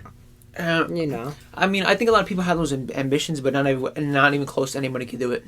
I think everyone says they want to be financially free. Everybody says they want to be rich, obviously, right? Everybody wants money. I just think that very, very smart people on this earth can actually achieve it. I think not because they're not physically incapable of doing it. It's because they're mentally incapable of doing it. I agree with you. I think it's the mindset that really gets to people, and I think that that comes from education. Like, you need to, if you teach people that the number one thing is to find the purpose where money is involved, but also happiness and doing what you love is involved. Like, we don't create creators in school. We create robots. Okay. Well, that's what I mean, because the majority of people who go into these things and say they want something, first off, they don't have the mental fortitude to go the distance and do it. And second off, and I'm just being real, the majority of people on this earth who are here aren't ambitious enough to do it, are scared of stepping outside the norm, and they don't feel that they can do it. And that's why everyone can't. That's why it comes down to everybody can't be a leader. Everyone can't be a leader. Majority of people in the world are followers. You need the balance, yeah, I got exactly. you. And that's just the way it is. Like, the people say, no matter what system you put it in, there's always going to be a social hierarchy. There's always going to be rich people. There's always going to be poor people, and there's always going to be people in between. Yeah. And there's some people who do a little bit, make a little more than others, and that's what the definition of the middle class is. But people in the middle class are not leaders. They don't have any power on anybody. Maybe in their lives they're leaders, in their individual lives, but in the grand scheme of things, they're not leaders. Because I tell this to everybody, and I talk about this on my show, but I'm going to say it again for everyone's listening. Yeah. If you want financial freedom and you want to be able to call shots, you need money. That's the bottom line. Yeah, bro. In this society that we live in the world we live in today, if you want to call shots and make rules and be a boss and be a CEO, like I am and I want to be and I will be, you need it's a certain mentality, personality, and you need money to do it. Yeah, I agree with you. Because in order for me, right, in order to be a boss, you need, and to call shots, you need an aggressive mentality. You need no fear, right? You need the personality of you don't give a shit how many times you're gonna fail. You're gonna get up and do that shit no matter what. Yeah, bro. And you don't care and you don't care who's in your way, you're going to get it. You're going to get what's yours, you're going to take it. And people don't have the mentality. People are soft-minded. And they're soft-minded because that's the environment that the system that we have has been made to keep people in that aspect. It's worrying about other people and exactly. what they think. You grow up in how many people do you know? The majority of people in this world wake up, check social media, and they think they're defined of how many likes they have. They're trapped in this bubble. How many people do you not know? Is the question. Exactly. You know? They all do the same thing, and that's the majority, and the reason why the system is designed the way it is, and why everyone, I don't remember saying everyone, I mean the vast majority, fall into that aspect. If you look at the people who are successful and call shots and at the top 1% of society, they don't work 9 to 5s. They don't worry about social media. Their whole mental... Now I guess they do, but not in the way of like... They're not worrying about... Let me put it to you this way. The hierarchy, you can, if you're going to split it off into 2 groups, just like any market ever, producers and consumers. Right. I'm trying to be a producer in the market. I consume a lot, and I think part of being a producer is consuming in order to know what consumers want and what consumers want to consume. But we're fucking producers. Like, we want to try and produce content. We want to produce what people will consume. And for me, I want to produce loving, educational, inspiring, but equally questioning and vulnerable shit. Right. You know, like, I want people to feel the balance. And feel that it's all within themselves and nothing's outside of themselves. Right, and that's a perfect part to do it because it's a perfect aspect of it is producers and consumers. The people at the top of the society and who are winning produce way more than they consume. The average person consumes way more than they produce. Agreed. That's the issue. You cannot succeed until you produce more than you consume. But think about it. If everybody was a producer, it would be in balance. There would be no one to consume it. Nobody would be making money. Everybody can't be rich. Everybody can't be the 1%. Yeah. Right? And that's why the system is designed with like school and everything. If you go back and reflect on your school career, I have, and I think about what they've taught me to do. You know what they've taught me to do? They've taught me to memorize, regurgitate, and do what I'm told. Yeah, and if you do those 3 things, you will never be successful. Yeah. You will, again, in my term, successful. You will never be top 1%. Now, let me break it down for you like this in a number aspect, because like we said, we're mathematic people. Yeah. Check this out, ready? If you want to be, now, say for example, and like we said, money is the number 1 tool to freedom, right? Yeah. If you want to be free, ready? If you want to make, say just $1 million a year, right? And that's not even a lot of money in today's society. No. $1 million is not a lot. You can blow through $1 million very fast. If you have $1 million and you're worth $1 million, you're not the top 1% of society. You're not the top echelon, right? You're not even close to the shot callers if you make $1 million a year. You're bigger than most, but you're not where I want to be, which is top notch, right? You might be the top half, top quarter. I think money not included, I think us as a country and many people that are in it are in the top 1% of experience. I think when you add financially as like as a focus, I think that there are many people that are in like the like the top point 0.00001%. Yeah, right. I'm talking if you want to be in the top notch where you're like it's your shot. Like right. You're like the dependence on the system is not dictating your day. I'm talking about I want to be in the like 50 Cent, Jay-Z. I'm talking like I want to own a baseball team one day. So right. Like I'm talking like no, maybe not the Mark Cuban. He's a little up there. I'm talking about maybe like if you watch Shark Tank, like the Damons. Yeah, I got Mr. you. Wonderfuls. I got you. Those dudes are worth hundreds of millions, and they do not worry about a bill again. They make so much passive income. They wake up and do whatever they want, and they make money. Yes. Their business their money makes them money. Yes. Right. That's when you get to that point of laundry machine where you're money constantly just going on around. top of itself. You're chilling you're chilling. Your kids are chilling. Your kids are chilling, and it's chilling. But in order to do that, so we're just gonna dumb it down to this level. Yeah. If you want to make $1 million a year to put you above the top notch of the middle class, right? first off, you need to find a job that pays you $100 an hour, which is, how many do you know? Almost zero. Yeah. That make you $100 an hour, unless you're a lawyer and unless you're a doctor, right? You're making $100 an hour. If you make $100 an hour, and again, these are rough numbers because I don't know the math. I've done the math. I have it written down. But I'm just I got you. Doing rough estimates here and rough math.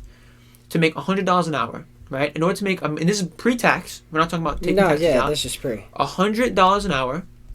You need to work.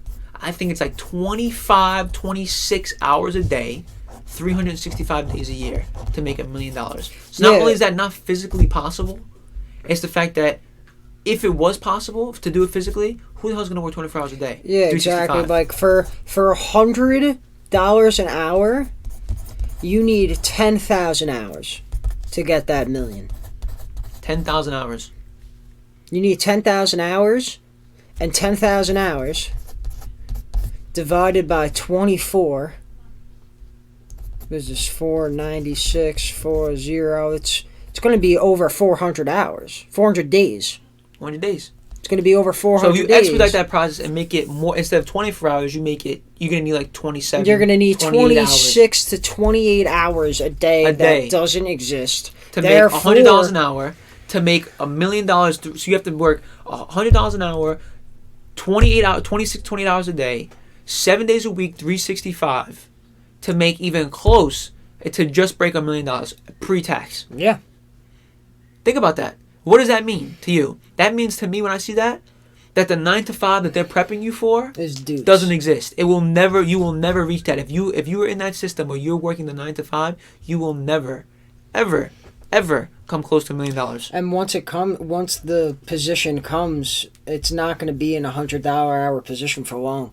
That's it. Because it's going to be it's $100 an hour, and then it's like now it's $80 an hour, and then as more people do it, people are down to make $50 an hour doing the thing that was $100. Now you're paying half. And even if you come to me and say, I make $100 an hour, I'd say, okay, where's your 26, 28 hours a day? You know where it is? Non-existent. Exactly. You're not hitting that $1 million. You know, like you need to like you said, you need to diversify your income. You need to need your money to make money for you, and you need to be able to make money when you're sleeping. Exactly. And the key to that is a thing called passive income, which many people do not understand. Many people don't understand how to create, and majority of people do not create, which is why the majority of people, you know what the average salary for an average American is? $37,000 a year. Yeah, and I remember there was one video where I think it was Gary Vee talking about it, and this really comes to how we, as one of the very materialistic countries in the world, just buy so much unnecessary shit. Gary Vee made a video, I think, on how he one year made $34,000 a year and managed to save $9,000. Granted, probably living in his parents' house. Had to. Or living with 15 other people. Had to. Saved $9,000 on 34. That's a quarter. People don't even save $9,000 making 6 figures, bro. Exactly. It's crazy. You know, and I'm happy that you are a person in my life. Granted, we've been on and off in terms of consistency of speaking, but to me it doesn't matter. And we have exactly. And I'm happy that you're someone that I can talk about this with and also learn from. Right. You know, absolutely. That the name of the game is sharing information. And because I feel like we're all on the up. This is the time. This is this year is gonna be the year, because this year is always the year. Every new year that comes, but now is the time to really just take action. Right. You know, no other time exists besides now, in the sense of experiencing. No matter what time it is, you're experiencing what you're experiencing now. And this is why I say shaping your mentality is the number one thing you can do. And that's why I started off this by saying to look inward instead of outward first. Mm-hmm. Because if you can shape your own mentality, you'll be surprised on how many things you can control in your life that you didn't think you had control over. Exactly. Because, for example, me and you haven't talked in how long? Haven't consistently talked. Consistently. Like I've hit you, like we've texted back and forth, like Probably since high school. a couple years. Yeah. Right. But I'm saying, by having the mentalities that we have, and I know people who are the complete opposite of this. We haven't talked in 3 years consistently because we've all been doing our own things. Not that we had like a fallout or whatever. Just that we just get busy. Yeah. Just college. I moved to Florida, moved across the country, and people just have their own things. But we can come back down here, sit down on a moment's notice, and sit down and have a conversation like we never left. Exactly. And that's because of the mentalities that we have. I know people whose mentalities are completely the opposite, and they think because you haven't hit them up in 3 years, oh fuck that guy. Exactly. They take it so personally. Right. Like for me, like usually when I talk to people from high school, and I'm grateful for all of the relationships that I have, you know, and revisiting them, I feel like a lot of what, and even with you, like today, like the conversation started before we recorded, like just updating each other on like the general Right. things, school, almost, I call it the list conversation.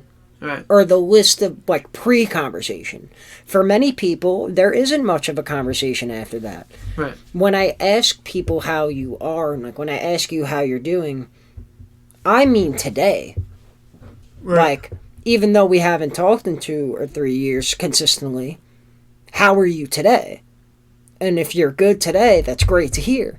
If Right. you're not good today, it's great that you're telling me. Elaborate on what's making you feel not so great. And like when people ask me, oh, how am I doing? I tend to talk about my day because that's how I'm doing. It's not, oh, I'm doing this in school and I'm doing that in school and recording this and doing that. Because, yeah, I've done all those things and I plan on doing all of those things. But the only time that exists is right now. Right. There is no, yes, like I'm going to go see my grandparents later. I'm going to eat dinner later. I have a bunch of things to do. But those times aren't here yet. Right. It's right now. It's recording. It's having this conversation. Like there's nothing else to it. Right. So Like, if anyone listens to this, I would say the number one thing, I mean, your mentality is everything. Your mentality is everything. Your brain is the key to your spirit, to your physical, to your life, and everything that's going to come after it. And if you can't get your mind under control, or your mind, and this is what I was telling somebody before, is the aspect, the most important thing is discipline. If you can't discipline your mind to control your body, my dad always used to tell me this one thing, and this would keep me. I'm gonna teach my kids this, and I tell everybody this. I haven't even said this on my show yet, but this is a good thing for people to learn. He used to tell me, the man who can control himself can control the world. That's a powerful thing to think about. Because no matter how physically strong you are, if your mind is weak, you will be a slave to everything around you and to yourself. Mm-hmm. If you can't control your mind, because your mind, and that's where it comes from, things like addiction. What is an addiction? Is when your body tells your mind what to do. That's an addiction. If I need to, like, I'm overeating. What is hunger from? Hunger is a body need. And it trumps your mind saying, I shouldn't be eating this late, or I shouldn't be eating this food, right? But your body says, I need it, I crave it. But when you give in to that crave, you lack discipline, and your body's telling your mind what to do. The most important thing you can do as a human, man or woman, to make yourself instantly a better person, more successful, and more liable to be a positive environment and being a positive person, is to reverse that. Yeah. Overcome the idea of your body controlling your mind, and your mind telling your body, no, you do what I tell you to do, and you do when I tell you to do it. And when you can do that first, control your body, watch how the people in the environment around you can be able to control just simply by using your mind. Yeah. For example, you come home and say you have a negative relationship with somebody in your house, right? If your body tells you to do, you come home, you're ready to go, you're angry. Someone says something to you, you're ticked off, you're ready to jump down their throat. But if you use your mind and your mind controls your body, and you say, relax, think about what I'm saying, and now think about how I can speak to you and talk to you in a way where we can connect and overcome this. And if both parties can do that, you're chilling, because then Dude, you're going into it wanting to grow. Imagine that. Imagine every person you had an argument with, if they were both able to, instead of letting their emotions get the best of them, which is a physical thing, they said, let's use our minds, relax, and let's use our brains to think before we physically react. Right? Like Mr. Vidiglione tells us, think before you think before Think you speak, before you speak, and think oh before you my act. God. You know, I think about that shit all the time. And you know, and he used to drill that into our heads, and used to say that shit like all the time. Like, this fucking guy keeps saying this bullshit. But if I ever saw him, I would shake his hand and say, "Sir, thank you. I appreciate that. That's the most. There was some of the best advice I ever got in my life." Yeah. And you told to us every day. And I think about it. That was some methodical shit. He drilled that shit into your head, and you will never forget that until the day you die. Yeah, And then, but that bro. is some of the most important advice that you can ever gotten as a It's kid. very true. Think before you speak and think before you act. That is some life changing Yeah, shit. question it. Don't question. We didn't even realize what we were getting when we heard that shit. Exactly. We were just like, here we go, this asshole keeps this saying the same fucking shit. asshole says this every day, and it's like, Right. he was right. But now when you Like, think about it as an adult, you're like, dude, think about how many people we know have gotten into trouble, who have put themselves into situations that they could have avoided if they thought before. I agree. That's crazy. I agree, but it's so weird because I think that it's what they're doing isn't not thinking. I Right. think like it's still a thought process. I think thinking is a process that we participate in. I think that since there is a thought process, there is a process that you experience which doesn't involve thinking, Right. and like It's a very base level thinking.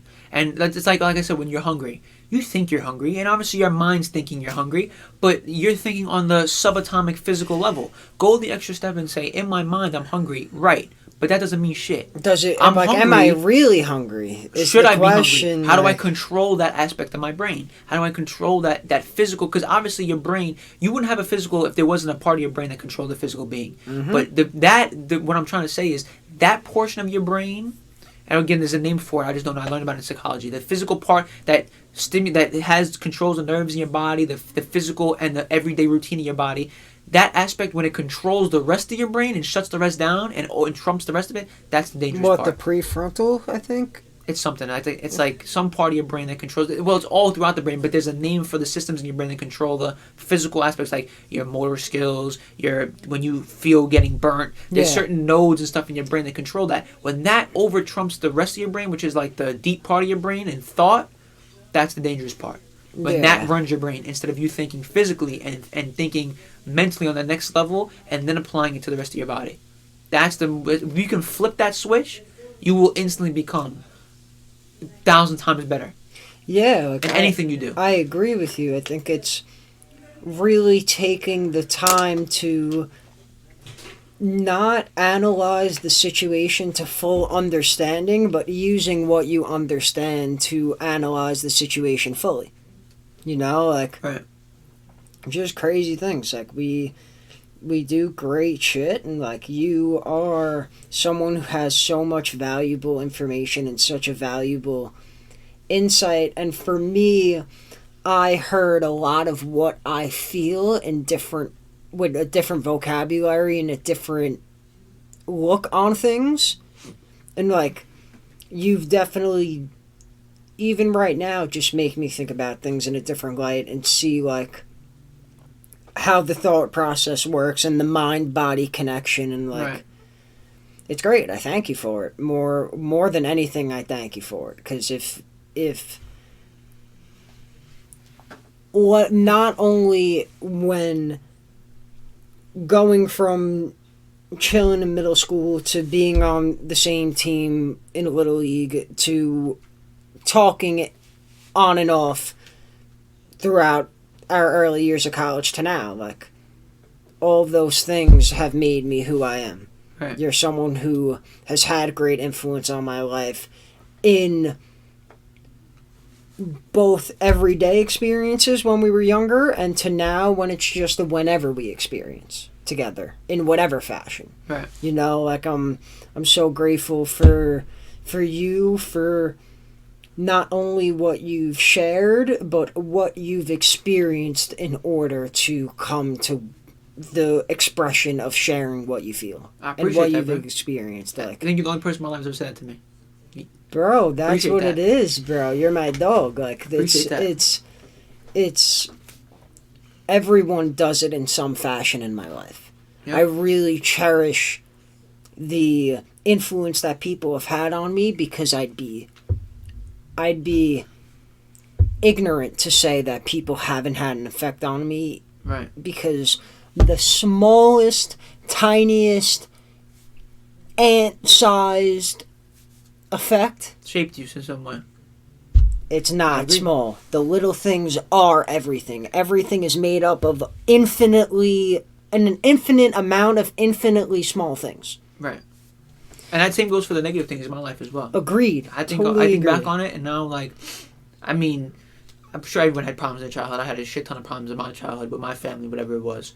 But I look back on those things, and I really look at other people who were affected by that and how they've reacted, and how they've negatively are affected, and how I'm positively affected from it. And it comes down to all the embodiment of your podcast, which is the psychology of your mind. Yeah. The way you look at things and the way you let your mind perceive and the way you react from things. Me, I took it as a negative, and I said, almost as if like I grew like not being from a family with money. Can you control that? Can you control the situation you were born into? No. Can I control the problems that my household had when I was a kid? No. But you know what? It's my duty as a person to not harp on that and to not let that affect me, and to say, you know what, I'm thankful for that. And that's really helped me when, like I said, with my religious stuff. Because in the Bible it says, you have to, whatever, you be thankful and you appreciate every situation that God has put you in, because it's for a reason. And I look back on that time like, you know what, thank you for that. For whatever negatively I was affected then and the way I felt then, the negative emotions I felt then, now I'm thankful for it, because from that place, You're here. I would never been here, bro. Exactly. If I would never have had those things back when I was a kid, do I think I'd be able and have the mentality to be able to go out and do and take what I want and be successful? I don't think so. Yeah, I think that, like, this life at the end of the day is just one giant test of your gratitude and your forgiveness to things. Right. Absolutely. It's like there's no reason you have, like, for me, like, one thing Alan Watts says, the guy that's above David's head, he talks about how you are under no obligation to be the person you were 5 minutes ago. Absolutely. You can completely change on a dime if you choose to, and you stick with choosing to no matter what. Right. That's a powerful statement. You know, like, so why not forgive yourself of your sins, knowing that you cannot change them and knowing they've made you who you are? Right. And be grateful, because then you wouldn't be here. You'd be in it'd be just, you cannot fathom what would happen, because it's not this.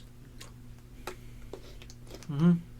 It's just crazy. And thank you for coming on. We got a little bit under 2 hours in. Really? 2 hours? Yeah, bro. Damn. I'm not going to keep you too much longer, just because I know that we got things in life, but I also know that I'll be on your show soon, and I'm so excited. Do you mind if I tell them about it? Yeah, yo, please do your thing, Bet. bro. All right. I'm trying to make this quick. All right, I'm going to pee real quick, Yeah, because I've absolutely. been waiting 2 hours. But yeah, shoot, spew. I'm going to talk to the people real quick. Yeah, So anybody's bro, do listening to your this, thing. anybody who's listening to this, appreciate you first off for tuning into Box's episode. You know, we've been talking about this for a while. I started my podcast first, and Box told me some humbling things. He told me that from my podcast, it really inspired him to do his. So it's a good thing to see other people who listen to my show be inspired, because that's what the point of my show is. So if any of you don't know, I have my own podcast. It's called Talks with the Boss. It's under my handle, which is Hancho Jefe. If you go on to Anchor, it's on every streaming platform. I post it on Anchor, so it's distributed from Anchor. So if you look up Hancho Jefe Talks with the Boss on Anchor, but it's also on every single major platform, on Spotify, Apple Podcasts, Pocket Casts, anything you can think of that you probably watch podcasts on, listen to them, it's on there. So it's Talks with the Boss with Hancho Jefe. We talk about everything. Stuff like, I know Box's podcast is more shaped around psychology and the mental state that you live in, but ours touches on this. But mostly, I have no limits on my show. We talk about everything from politics to science to conspiracy theories to movies to everything you can think about. If you listen to podcasts and you like what you hear on this show, there's definitely something there for everybody. So go check it out. It's Talks with the Boss with Hancho Jefe. So go check it out. I got all my boys on it. Box is going to be on there soon. I got a bunch of pre-recorded episodes already because I just took a trip to Florida. So I got a bunch of pre-recorded episodes. I don't like having too many pre-recorded. So I'm not gonna be recording anything new for at least another week and a half. So once those episodes go live next week and a half, we're gonna kick off recording again. So there's gonna be we're definitely gonna have Box on episode with that. I got the perfect episode lined up. This episode really joggled my mind. I got the perfect episode for us to talk about. So he's definitely gonna be on at least one of them because I like to do, if a conversation goes like this, I like to keep mine between 30 and an hour. 30 minutes to an hour. So we go longer, we just end it and just put it right back on and do a second episode because I don't like to keep mine too long. I know you like to do yours long. I like to keep mine long because my viewers said they like the shorter ones. So I keep mine short. So you're definitely going to be on one. I told them in the next week and a half when I start recording again because I got a bunch recorded. But once I start recording again, Box is definitely going to be on it. We got a whole bunch of stuff. I just finished season 1 of mine. 15 episodes strong. You're chilling, bro. You're right now. This is actually going to be 15 for me as well. So, really? Yeah. I just finished episode 15. Just went live yesterday. I love that. So I got season 2 starting probably in the next couple days. Season 2 going live, and we're gonna have tons fire content. I'll give you a couple sneak peeks of what first episode we got. We're talking about women's rights, the feminist movement, how it's changed, how the role of a man and woman in a household, how to the misconceptions, and how we think that at a not a premium, but like a ideal man and woman team should work in a relationship. I was with, and these first 4 or 5 episodes are with my family that you never heard before from Florida, because obviously they live in Florida and I'm not in Florida right now. So my first season was all about me, Clappy. My dad was on a couple of them, but these first couple episodes are going to be people we've never heard before who've listened to my show. So we got a couple of we also do a little funny episodes too, not always serious topics. But if you want to hear controversial shit, you come to that podcast because we don't bite our tongues for nobody. We say it like it is, and if you don't like it, you can kick rocks. So I mean, we're talking about, our first episode was about that, some serious topics. Our second episode we did, Are You Smarter Than a Fifth Grader? My cousin versus my actual 5th grade cousin. He almost lost, just so you know. But that was a good episode, so go check that out. We talked about some conspiracy theories in another episode. We talked about a 2-part episode, but we didn't get to finish part 2 because I had to leave. But we talked about like a little bit of Black Lives Matter, but more of the jail system, the problems the prison reform. We talked about all these because my uncle was on the episode, who was a former corrections officer in the state of Florida, and also my cousin, who was also an ex-felon who was in the prison system. So great aspect, great people on that one. Perspectives. Yeah, so if you want to hear some good conversations, some uncensored shit where we go all no hold bars, we don't know political correctness, that shit doesn't exist in my world. So when you want to come and step into our world and listen to what we have to say, go listen to Talks with the Boss with Hancho Jefe on all major platforms. Yeah. Come with an open mind too. Like, don't like the attachment to the disagreements, if there are any. You know, like that's where the trick is. The goal for the top of the system is to have the people who are trying to elevate themselves to disagree on things and to prioritize those disagreements over the commonalities of being human beings and trying to just figure it out. Right. You know, like, but thank you once again. I'm happy that appreciate you for having me. Yeah, I'm happy that we were able to not only have this conversation, but also you were able to share what you're trying to do and share and really just grow. Like, if you're thinking about coming to listen to my show, I suggest you start with episode 1 because we lay the groundwork for everything. And the most important part that you can listen to and take from our show is if we have our ideas, and that's the point of the platform, is to share my ideas for other people to hear what we believe. If you don't believe that, that's 100% fine. We're not forcing you to believe what we believe in, but all we ask is that you respect our opinion just as much as we respect others. Exactly. Who don't agree with us, even though we might not agree, doesn't mean that we have hatred for anybody else. We respect everybody else's opinion. This is just our opinion. So if you don't have an open mind, or you just are one of the people who want to jump down people's throats because as soon as someone doesn't agree with you, you're automatically racist, or you're automatically homophobic just because we don't agree with you, and they want to throw every phobic and everything they can on you. Exactly. It's projection. If that's the way you are, then I suggest you don't listen to it because you're going to get mad very fast, and your safe space is not going to be be enough to hold you, because you're gonna be mad and you're not gonna have a good day. So if you have an open mind and you want to hear some other people's opinions about politics, about everything that you can think of, come check out the show. I like that. Your safe space won't be enough to hold you. It won't. Like, Safe space won't be enough. You're gonna need double safe spaces. You're gonna need. I think that safe space in general, like, retarded. is so it's contradicting. It's stupid. You're saying that space is safe, even though it's not. It's not. It's uncomfortable, stupid. but it's good. It's good. It's okay. We don't tend to people's emotions. Facts don't care about your feelings, and we don't give out participation trophies. That's what we do. I feel you, and I'm so grateful that you're here, and I'm so grateful. I that can't wait to you get you an episode, bro. It's gonna be good. I'm hyped. It's gonna be good, bro. Guys, thank you, guys and girls, and everything in between. Because I'm someone who I just don't care if you're happy, you're happy. But Right. Thank you for listening. Thank you for tuning in. This is an episode that I've been longing to put out to you guys, and I'm happy that this is the time that I can put it out. I think it's the perfect time in the world that we live in. I think people need to hear as many perspectives as possible, and I think you're someone who, as everyone else, has an equally powerful and respected experience, but you bring a lot of things to light that a lot of people just don't think about at all. Appreciate it. And it's very important. So thank you, Hando, once again. Absolutely. I'm hyped to come on. Absolutely. Thank you for having me. Yeah, of course. And thank you, everyone, for listening. And we will see you next time.